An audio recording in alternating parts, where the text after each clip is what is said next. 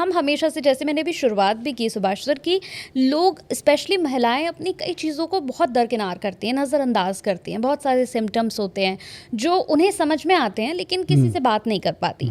तो मैं यहाँ से शुरू कर रही हूँ कि एक लड़की जो जॉब भी करती है, जो घर भी संभालती है, उसके ऊपर बहुत सारी जिम्मेदारियाँ हैं, उसके बावजूद भी वो अपने आप को भी देखती है लेकिन नहीं देख पाती है। कई चीज़ें हैं, अपना ख्याल नहीं रख पाती है, जिसकी वजह से हेयर फॉल, जिसकी वजह से स्किन डेड हो जाती है। कई बार तो बहुत सारी पर्सनल ऐसी प्रॉब्लम्स शुरू हो जाती हैं जिसे महिलाएं किसी से बोल नहीं पाती हैं। तो सबसे पहले मैं ये चाहती हूँ कि आप ये बताएं कि क्या करें, मतलब एक महिला को क्या करना चाहिए, कैसे अपना ध्यान रखना चाहिए। कंचन जी, आप तो चलो बेहतर जानते हैं कि मैं पंजाब से आता हूँ। शुरू से 25-30 सालों से मैं आता हूँ, आपके चैनल पे भी आता हूँ। तो लगभग मुझे लगता है कि 25-30 साल तो हो गए। 2007 में मैं आया था पहली बार। तो मतलब ये है कि वहाँ पे मैंने एक मैसेज दिया था कि जितनी भी मेरी माताएं बहनें हैं वो पहले तो एक चीज़ को डिसाइड करें कि सुभाष गोयल आपका भाई है।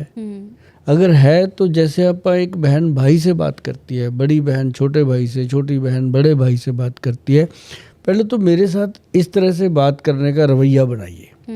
आप ये पहले मुझे मिलकर देखिए कि गोयल साहब से ये बात करनी है कि नहीं करनी। बिल्कुल। क्योंकि जब तक कोई भी महिला है, इवन टू कई महिलाएं ऐसी होती हैं अपने हस्बैंड से बात नहीं करती इस तरह की बहुत सारी प्रॉब्लम, लेकिन वो मेरे से बात करती हैं। फिर मैं उनके हस्बैंड को भी बताता हूँ कि भाई ये प्रॉब्लम है, इसको सॉल्व करना पड़ेगा, नहीं तो अपने जीवन साथी से हाथ धो लेगा। नहीं हाथ धोएगा तो कम से कम आपके रोमांस लाइफ ख़त्म हो जाएगी, तो आप जियोगे कैसे। तो उनको ये चीज़ें समझाई जाती हैं। तो मैंने इसको इस माहौल में लेके आया सबसे पहले तो कि हस्बैंड वाइफ को भी ऐसा लगे कि अपना घर है, अपना भाई है। तो आम नॉर्मल बच्चियों को भी लगे कि हमारे पिता समान है, हमारे भाई समान है, तो वो मेरे से बात करती हैं। अब कई बार हम लेडी डॉक्टर हमने रखी हुई हैं 3-4 साथ में, तो वो कहती है नहीं हमने तो गोयल सर से बात करनी है। मतलब उनको इतना फेथ मैंने दिया पंजाब में कि अब वो मेरे से बात करने में एक सेकंड भी इधर उधर नहीं। कई बार तो ऐसा होता है कि अपने हस्बैंड को फ़ोन दे देती है, मेरे पास खड़ी होती है कि मेरी फ़ोटो खींचो। हस्बैंड फ़ोटो खींचते हैं। मतलब ये एक बहुत बड़ा विश्वास बिल्कुल कंचन मैडम बना। तो आज मैं चाहता हूँ कि पैन इंडिया में ये प्रोग्राम देखेंगी सभी महिलाएं, और सबको मेरी एक ही रिक्वेस्ट है कि कोई भी आपको ऐसी प्रॉब्लम है, अब जैसे लेडीज़ में होता क्या है, PCOD, PCOS, पीरियड का आगे पीछे हो जाना, हार्मोन इनबैलेंस हो जाना, या फिर मेनोपॉज की प्रॉब्लम हो जाना। कईयों का यूट्रस का ऑपरेशन हो रखा होता है, कईयों का गुर्दे का ऑपरेशन हो रखा है, कईयों का गॉल ब्लैडर का ऑपरेशन हो रखा है। बहुत सारी महिलाओं के अलग अलग होते हैं। वो कई बार ये भी होता है कि महिलाओं को एक शक्ति भगवान ने दे रखी है। आप तो महिला है, आप इस बात को समझेंगे, और आदमी को समझ आती है ये बात 50-60 साल की उम्र में जाके, कि महिला के पास वो कौन सी अलग शक्ति है जो उसको पुरुष से अलग मतलब ताकत देती है। वो है कि जब इंसान 60 के आसपास जाता है, 58 के आसपास जाता है ना, तो उसको पता चलता है कि अगर भगवान ना करे ऐसा हो जाए कि इसको कुछ हो गया, मैं अकेला कैसे जीऊँगा। पहले तो इस घमंड में जी रहा होता है ना, जा तू माइक के जा, ये कर वो, लेकिन उसको एहसास होता है। तो वो चीज़ें जब एहसास होने लगती हैं तो फिर वो दोनों जीना चाहते हैं कि बुढ़ापा जो है वो आ रहा होता है, जवानी जा रही होती है, उस समय ज़िंदगी में बिछड़ने का डर जो हो जाता है पैदा अंदर, इनसिक्योर कि यार मैं जा रहा हूँ घर पे, घर से बाहर ये जा रहा है, पता नहीं वापस कैसे होगा, क्या होगा।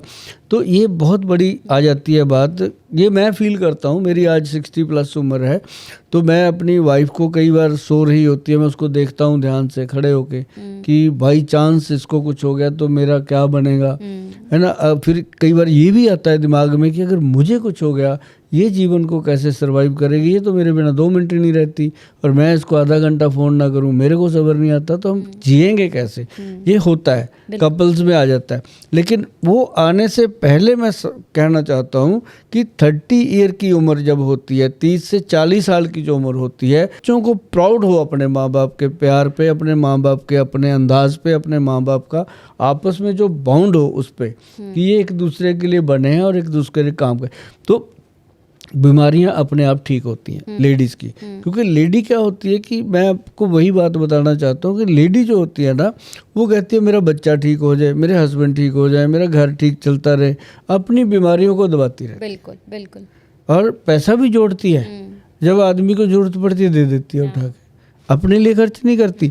अपने बच्चे को कोई ज़रूरत पड़ गई, उठा के खर्च कर दिया, बस उसको ये सुकून मिल जाता है। लेकिन बहुत सारी मेरी बहनें हैं जिनको 20-20 साल हो गए, 25-25 साल हो गए मेरे पास जो आई हैं कि भैया मेरे को ना 20-22 साल हो गए, मेरे को ये प्रॉब्लम है वाइट डिस्चार्ज की। अब देखो ना कंचन जी, वाइट डिस्चार्ज जो है वो एक तरह के ये होता है कि बाल्टी के नीचे सुराख हो गया, उसके ऊपर दूध जितना मर्जी खाई जाओ पी जाओ, लगता ही नहीं बॉडी को। जो लगा होता है बॉडी में उसको भी चूस देता है वो। फिर हस्बैंड वाइफ में दरार बनती है क्योंकि रोमांस का सिस्टम ही खत्म हो जाता है उसका। तो ये जो वाइट डिस्चार्ज का प्रॉब्लम है कुछ भी नहीं है। और मैं तो कहता हूँ मेरे को फ़ोन ही कर लो, मेरे से बात कर लो, है ना, तो मैं आपको समझा सकता हूँ। या मेरे ऐप जो पॉडकास्ट आते हैं इनको सेव करके रखो। आज की जो डिस्कशन आपके साथ मेरी हो रही है ना, आपको भी देखो कितनी महिलाओं ने कॉल करी होगी कि गोयल साहब से ये बात करनी है।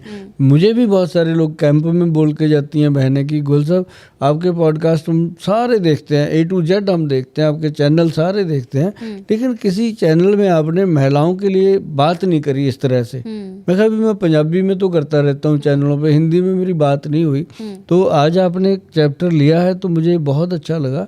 आज हम बहुत सारी ऐसी चीज़ें बताएंगे कि जो रसोई में होती हैं, अपनी महिलाएं जो हैं वो अपना रसोई घर में बना के उसको ले सकती हैं। अब जैसे लकोरिए की मेडिसिन घर पे बन जाती है, कौन सा भागने की ज़रूरत है ना, सिंपल। मैंने 1-2 लेडीज़ को बताया, मैं कहा जी आप एक काम करो, मल्टीविटामिन के कैप्सूल खाओ और साथ में आप जो नारियल होता है उसके ऊपर का जो फूसा नहीं होता, जो उसका आप छीलते हैं नारियल को, तो जो छिलका उतरता है, मैं कहा उसको आप किसी लोहे के बर्तन में, जैसे कोई होता है तसला टाइप बर्तन होता है, भट्ठल टाइप, उसमें डाल के उसको जला दो। जलाने के लिए आप 2-3 टिक्कियाँ कपूर की मदद ले लो, तो कपूर के साथ वो जलेगा। कपूर भी अपने आप में एक मेडिसिन है। तो उसके साथ जब वो जलता है तो वो राख इतनी सी बनती है, जैसे 1-1.5 किलो राख उसको जलाया तो राख आपके पास 100-200 ग्राम राख बनती है। तो उस राख को फिर कपड़े में छाना जाता है। अच्छा। छान के जो नीचे बचता है पाउडर बारीक वाला, उसका हम कहते होते हैं कि एक कैप्सूल जितना पाउडर, जैसे एक चम्मच का 1/4 हिस्सा, वो लो, हनी में मिक्स करके चाट के खाओ। अच्छा। हाँ, और थोड़े दिनों में रिलीफ मिल जाएगा, बहुत ज़बरदस्त रिलीफ मिलता है। अच्छा। और उसके बाद फिर जब उनको ये बात करके लगता है कि ये तो ठीक हो रहा है, फिर वो चाहती हैं कि अब मैं जाके अपने भाई को मिलूं। तो फिर वो मेरे पास जब आती हैं फिर वो पूरी बात खुलकर करती है। तो मैं हर एक मेरी बहन को ये कहता होता हूँ कि पहली बार चलो जैसे भी हो, लेकिन अपने हस्बैंड को साथ में ज़रूर रखो, अपनी बीमारी को उसको एहसास कराओ कि मुझे प्रॉब्लम है, इसका इलाज होना चाहिए। ये मत कहो कि कुछ नहीं हुआ, ठीक हो जाएगी। तो उससे क्या होता है कि एक बार ज़िंदगी मिलती है, दोबारा मिलती नहीं। बिल्कुल बिल्कुल।